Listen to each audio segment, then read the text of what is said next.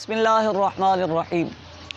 اصول الشاشی کی ایک عبارت کسی نے ہمیں بھیجی تھی اور حکم دیا تھا کہ اسے حل کر دیا جائے۔ آسان عبارت ہے۔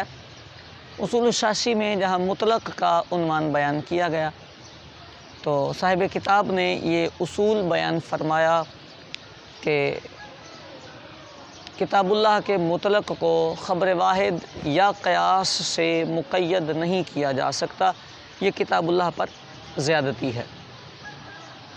اس کے بعد ایک اعتراض اور اس کا جواب صاحب کتاب نے نقل کیا۔ آسان اعتراض ہے۔ اعتراض کیا ہے؟ ان قیلا، اگر آپ یہ ارشاد فرمائیں ان الکتاب فی مسح الراس یوجب مسح مطلق الراس، کہ کتاب اللہ میں جو ذکر آیا ہے وامسحوا برؤوسکم، یہ جو کتاب اللہ کا جو ذکر ہے سر کے مسح کے بارے میں، وہ یوجب مسح مطلق الراس، وہ سر کے مطلق مسح کو واجب کرتا ہے۔ یعنی قرآن مجید فرقان حمید میں فرمایا گیا وامسحوا برؤوسکم، تو یہاں پر رؤوس جو ہے یہ مطلق ہے۔ اس مطلق کو آپ کے اصول کے مطابق خبر واحد اور قیاس سے مقید نہیں کیا جا سکتا۔ مطلق سر کا مسح کرنا ہے، کہیں سے بھی کریں، کتنا بھی کریں، اس کی کوئی پابندی نہیں ہونی چاہیے۔ کہا قد قیدتموہ بمقدار الناصیۃ بالخبر، آپ ایک حدیث لے کے آتے ہیں اور اس حدیث سے آپ یہ کہتے ہیں کہ نبی کریم صلی اللہ علیہ وآلہ وسلم نے ناسیہ کی مقدار میں مسح فرمایا، تو اس سے آپ اس مسح کی جو فرضیت ہے اس کو چوتھائی سر کے ساتھ مقید کرتے ہیں۔ خلاصہ اعتراض یہ ہے کہ اللہ نے رؤوس کو مطلق ذکر فرمایا ہے، آپ نے ربع راس کے ساتھ اس کو مقید کر دیا ہے۔ یہ تقیید بالخبر ہے۔ احناف کے نزدیک خبر واحد سے مقید کرنا جائز نہیں۔ اعتراض ویلڈ ہے، بنتا ہے۔ صاحب کتاب کہتے ہیں جی نہیں، قلنا ان الکتاب لیس بمطلق فی باب المسح، جی نہیں، مسح کے باب میں جو رؤوس کا لفظ ہے وہ کتاب اللہ میں مطلق نہیں۔ بے شک کتاب اللہ مسح کے باب میں مطلق نہیں ہے، جی مطلق نہیں ہے، پھر یہ مجمل ہے۔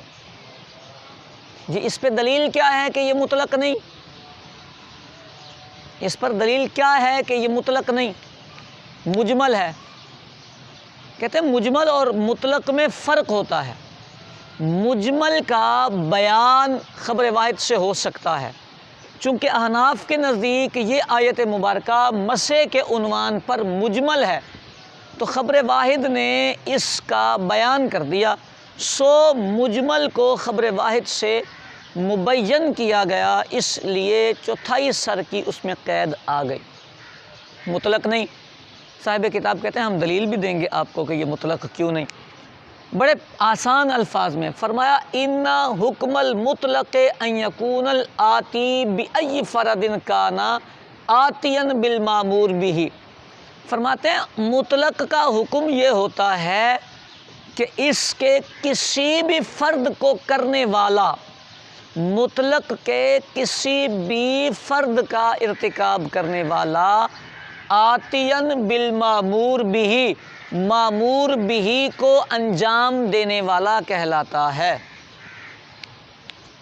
یعنی مطلق کے کسی ایک فرد پر بھی اگر کوئی عمل کر لے تو کہا جاتا ہے اس نے جو اس کو حکم تھا وہ پورا کر دیا۔ اسی طرح اگر وہ سارے پہ عمل کر لے تو کہا جاتا ہے اس نے پورا کر لیا۔ سمجھ آ رہی ہے بات؟ یعنی مطلق وہ ہوتا ہے جس میں کسی ایک فرد پر بھی عمل کریں تو مامور بھی کی ادائیگی، سب پر عمل کریں تو بھی مامور بھی کی ادائیگی، کسی بھی فرد پر اس کے عمل کرنے سے مامور بھی کی ادائیگی شریعت قبول کرتی ہے۔ لیکن والآتی بأی بعد کانا ہاہنا لیس بآت بالمامور بہ۔ ہم یہ دیکھتے ہیں کہ سر کا جو معاملہ ہے، اس معاملے میں کسی ایک فرد پر عمل کرنے سے شریعت اس کو مامور بہ پر عمل کرنے والا نہیں کہتی۔ لیس بآت بالمامور بہ۔ جو بندہ، یہ آتی کا معنی آنا آپ نے پڑھا ہوگا، ارتکاب کرنا، انجام دینا بھی اس کا معنی ہوتا ہے، تو میں اسی تناظر میں ترجمہ کر رہا ہوں۔ یہاں آتی کا معنی آنا نہیں، انجام دینا ہے۔ آتی انجام دینے والا، جو بندہ اس بعض کا، رؤوس کے بعض میں سے کسی بھی فرد پر عمل کرتا ہے تو وہ یہاں پر مامور بہ کا عامل نہیں کہلاتا، مامور بہ کو انجام دینے والا نہیں بنتا۔ کیسے؟ کہتے ہیں فَإِنَّهُ لَوْ مَسَحَ عَلَى النِّصْفِ أَوَّلَ الثُّلُثَيْن۔ ایک بندہ نصف سر کا مسح کرتا ہے یا 2/3 سر کا مسح کرتا ہے تو معترض جو امام شافعی کے مذہب سے تعلق رکھتا ہے، اس کے نزدیک بھی لا یکون الکل فرضا، یہ سارا مامور بھی نہیں کہلاتا، فرض نہیں کہلاتا۔ وہ بھی کہتے ہیں اس نے سنت ادا کی ہے، پورے سر کا مسح کیا ہے تو سنت ادا کی ہے۔ یعنی اگر یہ مطلق ہوتا تو پورے سر کا مسح کرتا، 2/3 کا مسح کرتا، آدھے کا مسح کرتا، 1 بال کا مسح کرتا تو حکم لگتا جی اس نے اپنا فرض ادا کیا۔ لیکن یہاں کیا ہوتا ہے؟ احناف کے نزدیک 1/4 کا مسح کرے تو فرض ادا ہوتا ہے، اور پورے کا مسح کرے تو سنت ادا ہوتی ہے۔ شوافع کے نزدیک بھی 1 بال یا 3 بالوں کا جو ذکر ہے اس کا مسح کیا تو فرض ادا ہو گیا، اور اگر کل سر کا مسح کر لے تو سنت ادا ہوتی ہے۔ لا یکون الکل فرضا، یہ سارا فرض نہیں ہوتا۔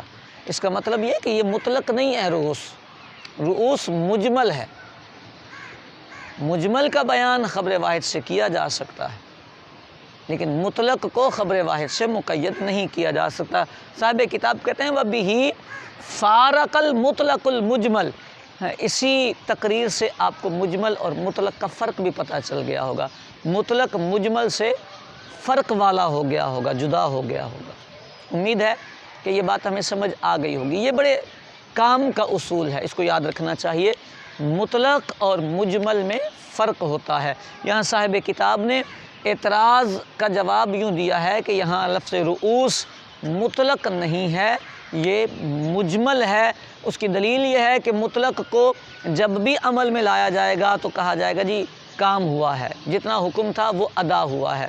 لیکن مجمل میں یہ ہوتا ہے کہ اس کی تفسیر جو بیان کی جائے گی، اس تفسیر کی روشنی میں فرض ادا ہوگا، اور اس کے بعد اگر اس میں مزید کچھ اضافہ ہوگا تو پھر اس کا حکم الگ الگ ہوتا جائے گا۔ جیسا کہ سر کے مسح میں اگر 1/4 سے زیادہ کسی نے مسح کیا تو اس پر ہم سنت کا اطلاق کر دیتے ہیں۔